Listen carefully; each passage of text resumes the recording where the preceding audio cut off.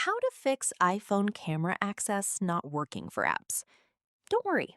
In this video, I'll show you a few quick methods to fix camera access issues on iPhone. First, open the Settings app on your iPhone.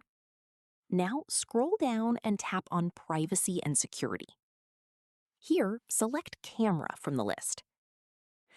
You will see all the apps that can request camera access. Make sure the toggle next to the app that's having the problem is turned on. If it's disabled, simply enable it and then try using the app again. If the camera permission is already enabled but the issue continues, go back to the main settings page. Scroll down and tap on Screen Time. Next, select Content and Privacy Restrictions. If restrictions are enabled, tap on Allowed Apps and make sure Camera is turned on. If the camera is disabled here, some apps may not be able to access it properly.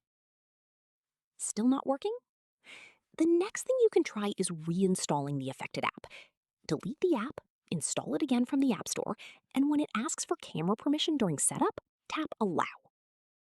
These methods usually fix camera permission problems on iPhone and restore camera access for your apps.